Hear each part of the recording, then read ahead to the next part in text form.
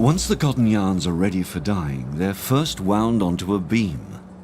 A beam can hold an average of 4,500 yarns, arranged one next to the other. And once the beam is filled, it's known as the warp.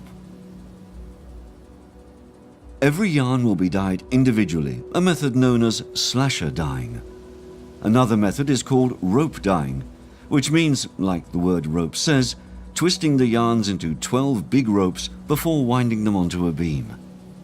The drawback to this method is that the thick strand has to be disentangled after the dyeing process to make the yarn ready for weaving.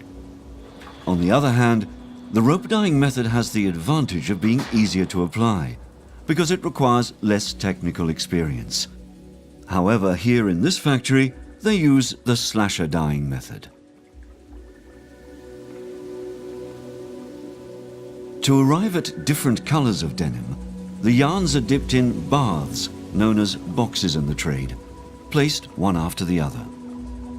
A dyeing chain can be made up of as many as 8 boxes. The boxes contain the same color indigo. To produce sulfur-bottom denim, the warp is first dipped into a sulfur bath before immersing it in indigo.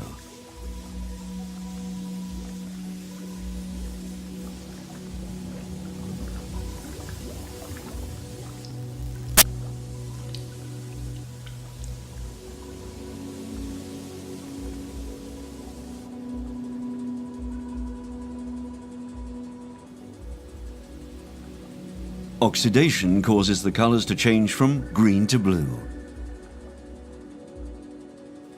Indigo is a natural product that comes from the indigofera plant and can still be found in very small quantities in nature.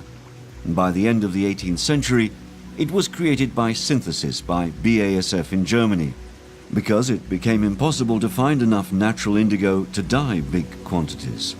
Today, the industry uses almost exclusively synthetic indigo. As indigo is not fully absorbed by the cotton but stays on top of the yarn, it is susceptible to fading. Alternatively, the sulfur can be added after the yarn has been indigo dyed. This is called sulfur topping, because the sulfur layer is applied onto the indigo, hence the word topping.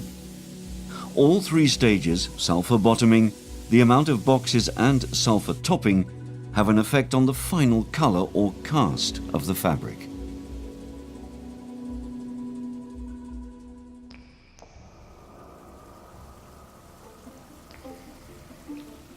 In some parts of the world, the indigo dyeing process is associated with pollution and extreme water consumption.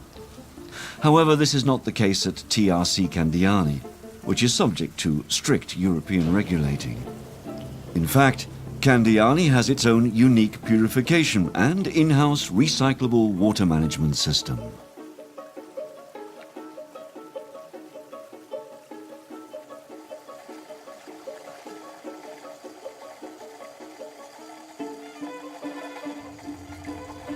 After the warp has been dyed, the large beams go to the weaving room.